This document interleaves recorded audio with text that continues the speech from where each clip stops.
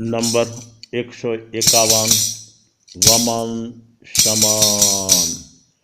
ગુરુદેવના જીવનમાં કસાય તો સમી ગયા, ગુરુદેવના જીવનમાં વિષય તો વિરમી ગયા, ગુરુદેવના જીવનમાં વિષય તો વિરમી ગયા।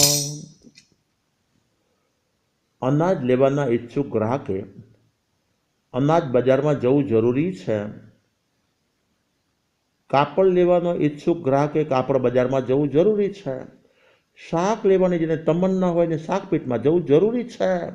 અરે સોનું ચાંદી ખરીદવાની ભાવનાવાળાએ ઝવેરાતની બજારમાં જવું જરૂરી છે। વિષયનું વમન અને કસાયનું સમન કરવાની ભાવનાવાળા બંધુ અને બહેનોએ, શ્રાવક અને શ્રાવિકા હોય, સાધુઓ કે સાધ્વીઓએ સદગુરુના સાનિધ્યમાં જવું જરૂરી છે। જેમ અનાજની બજાર વગર અનાજ ન મળે, તેમ સદગુરુના સમાગમ વગર વિષય વમન અને કસાય સમન થવું અશક્ય છે। કદાચ અનાજ મેળવવાનો ઈચ્છુક આત્મા પોતે અનાજ બજારમાં ગયા વગર અન્ય વ્યક્તિ દ્વારા પણ અનાજ મગાવીને મેળવી શકાય છે, પરંતુ પોતાના વિષય આદિના વમન માટે તો પોતે જ સદગુરુના સંગમાં આવીને પ્રયત્નશીલ બનવું પડે। સદગુરુએ સાધના દ્વારા પોતાના કસાયો પાતળા પાડેલા હોય છે। કિશીકુમાર શ્રમણે ગૌતમ સ્વામીને પ્રશ્ન પૂછેલો છે કે ચેતનની સંપત્તિને સળગાવી રહેલ કસાયરૂપી અગ્નિને તમે કેવી રીતે શાંત કરી? ગૌતમ સ્વામીએ કહ્યું છે, સિંચામી સંયમ દેહમ, ઉત્તરાધન સૂત્ર અધ્યયન 23મું, ગાથા 51મી।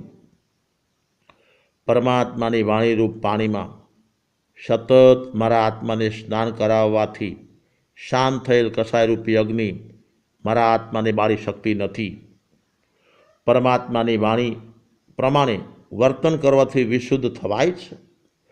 સંસારી આત્મા માટે ઘરના, કુટુંબના, જ્ઞાતિના કે સમાજના, વેપારના કે ધંધાના તથા સંયમી આત્માઓ માટે વ્યાખ્યાન, વાંચણી, પ્રતિલેખન, પ્રતિક્રમણ, ગોચરી, પાણી, આહાર, વિહાર, મુખપાઠ કે વાંચન, તપ કે જપ આદિ દરેક બાહ્ય ક્રિયાઓ કરી લેવી બહુ સહેલી હશે, પરંતુ જીવનમાંથી વિષયોનું વમન અને કસાયનું સમન કરવું અતિ કપરું કામ છે।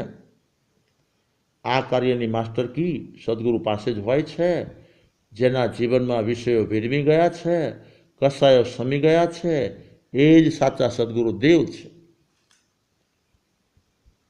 શિક્ષક પાસે લૌકિક શિક્ષણનું જ્ઞાન છે, ડૉક્ટર પાસે શરીર વિજ્ઞાનનું જ્ઞાન છે, વકીલ પાસે વકીલાતનું જ્ઞાન છે, તો સદગુરુદેવ પાસે વિષય વમન અને કસાય સંબંધનું જ્ઞાન વર્તે છે। સદગુરુના સંગમાં રહીને આ વમન અને સમનના જીવંત પાઠો જ શીખવા જેવા છે। આ વિષયક ભિન્નતાના ભાનયુક્ત પ્રેક્ટિકલ પ્રયોગ જ કાર્યકારી છે। જગતની કોઈ વસ્તુ કે વ્યક્તિ જીવ માત્રને દુઃખી કરવા સમર્થ જ નથી। સૌ જીવો પોતાના જ વિષયો અને કસાયોને કારણે દુઃખનું વેદન કરતા હોય છે। સંસારી માને છે કે પુત્ર, પેઢી, પરિવાર, પૈસા, પદ, પ્રતિષ્ઠા આદિના કારણે સુખ છે। સદગુરુ કહે છે કે સંસારી આત્માની ઈચ્છાવાળી એક વસ્તુ કે વ્યક્તિ અમારી પાસે નથી, છતાં અમે સુખી નહીં, મહાસુખી છીએ, કારણ કે અમારા જીવનમાં વિષય કસાયનો અભાવ છે। પ્રકૃતિનું કાર્ય પોતાનું નથી, પરનું છે। જ્ઞાનનું કાર્ય પરનું નથી, પોતાનું છે। પરનું કાર્ય પોતાનું માનીને કરે એનું જીવન વિષય કસાયથી બળે, અને જ્ઞાનનું કાર્ય પોતાનું સમજીને એ માટે પુરુષાર્થ કરે એ જીવ જરૂર સ્વભાવમાં ઠરે। વિષય કસાય કરે છે પતન, જ્ઞાનની ધારા કરે છે જતન। બસ આજે આટલું જ।